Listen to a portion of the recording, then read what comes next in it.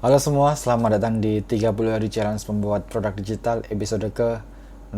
Kenalin, nama aku Yusuf Ramli. Jadi selama 30 hari ke depan aku membuat challenge terhadap diriku sendiri untuk membuat produk digital dari nol. Dan lewat channel ini aku mendokumentasikan setiap prosesnya dari mulai aku belajar sampai aku berhasil menjual produk digital tersebut. Oke, di video ini aku akan bahas beberapa hal yang aku temui beberapa hari ini. Yang pertama, aku akan update progres belajarku dalam mengikuti tutorial, dimana aku ngikutin tutorial yang ada di Udemy itu udah sejauh mana. Yang kedua, aku akan bahas gimana aku terjebak dalam tutorial hell. Yang ketiga, aku akan bahas tentang syarat submit desain di Webflow Marketplace. Dan yang keempat atau yang terakhir, aku akan bahas tentang gimana rencana aku ke depannya.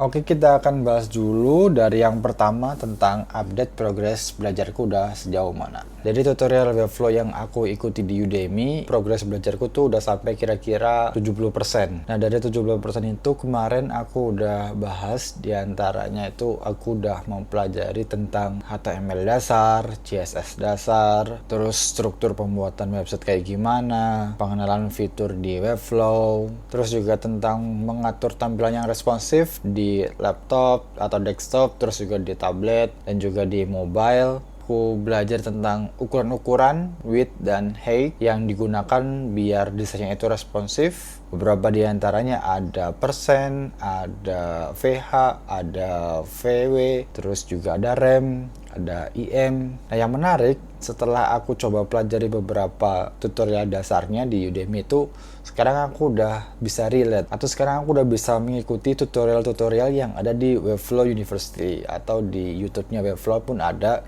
Jadi aku udah bisa tahu, oh ternyata dia tuh lagi bahas tentang CSS ataupun penggunaan ukuran yang lebih responsif di berbagai tampilan gitu. Udah mulai bisa mengikuti lah sedikit-sedikit. Terus terang di beberapa hari ini aku merasa progresku itu lambat banget.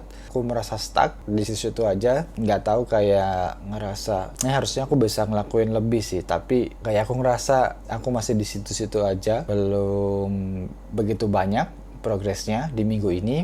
Mungkin pertama karena aku merasa belum ada output yang bisa aku lihat secara full penuh gitu.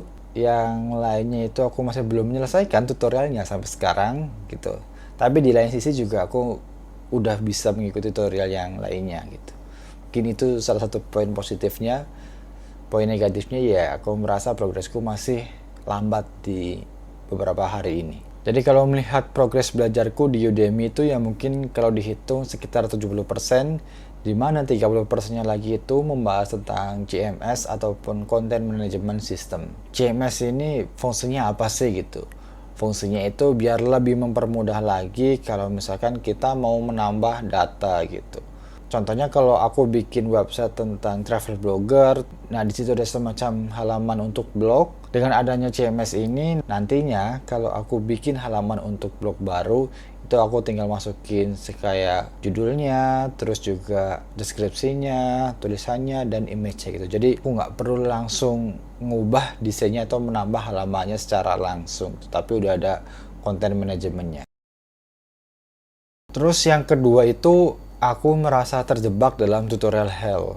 Nah, tutorial hell itu maksudnya kayak gimana? Yang dimaksud dengan tutorial hell itu aku merasa kayak aku udah ngikutin tutorial-tutorial itu, tapi aku belum memahami apa-apa gitu. Jadi kalau aku nggak lihat tutorial itu, aku masih bingung mau ngapain atau aku masih belum paham gimana bikinnya. Nah, ini berarti mengindikasikan aku belum belajar atau belum memahami yang ada di tutorial itu secara penuh. Walaupun ketika aku ngikutin tutorial itu, aku merasa aku udah belajar, terus aku udah paham, tapi aku butuh sesuatu yang lebih. Aku butuh menerapkannya sendiri, terus coba di kasus yang berbeda. Kalau aku bisa, berarti aku udah benar-benar paham tentang apa yang diajarkan di tutorial itu. Aku merasa masih terjebak dalam tutorial hal itu pas aku mau bikin timeline section di wireframe yang udah aku bikin sebelumnya. Aku masih belum tahu ini gimana cara bikinnya ya gitu.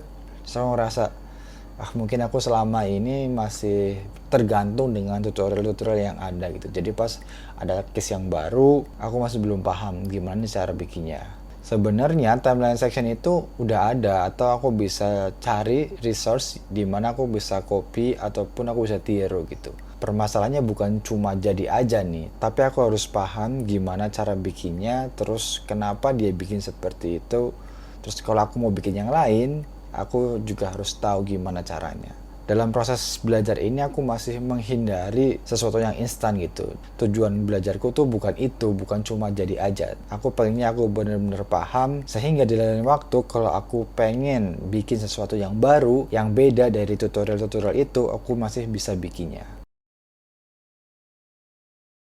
Yang ketiga, selain aku belajar tentang Webflow secara teknisnya, aku juga harus cari tahu kriteria seperti apa yang nantinya bisa diterima oleh si Webflow. Setelah aku buka submission recordnya si Webflow, itu ternyata ada beberapa hal yang belum aku tahu dan aku pikir aku butuh menyesuaikan dalam belajarku ke depannya nanti. Contohnya itu di bagian styling. Di requirement itu Webflow mensyaratkan harus membuat style di semua tag yang ada gitu. Jadi kayak misalkan heading, terus buat paragraf, terus juga buat image dan lain sebagainya itu harus di style.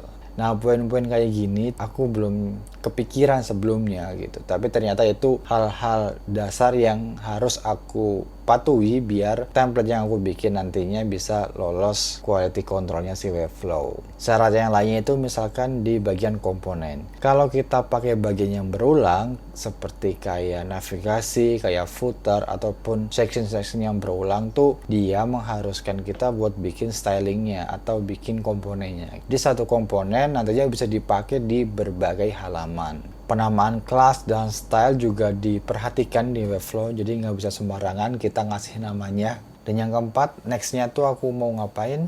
Beberapa hari ke depan, targetku adalah memahami pembuatan timeline section, gimana strukturnya, terus animasinya kayak gimana, dan lain-lain. Dari setiap template yang udah di-upload atau yang tersedia itu, kita bisa lihat strukturnya, terus penamaan kelasnya, termasuk penggunaan padding dan margin satuannya apa yang dipakai itu bisa kita lihat. Dari situ mungkin aku bisa belajar tentang template-template yang udah rilis di Webflow. Yang terakhir aku pengen menyelesaikan template pertamaku karena kemarin-kemarin aku masih ngikutin tutorial Webflow. Aku belum sempat mengerjakan template yang aku pengen bikin lagi. Dan juga tadi ada kendala yang udah aku bilang itu kayak aku belum begitu paham pembuatan di timeline section di salah satu bagian dari yang pengen aku bikin. Mudah-mudahan dengan aku mempelajari bagian timeline section itu aku bisa segera menyelesaikan template pertamaku. Oke, mungkin itu aja hal-hal yang aku bisa sampaikan, aku bisa update di episode kali ini. Terima kasih udah menyaksikan sampai sejauh ini dan sampai jumpa di episode berikutnya.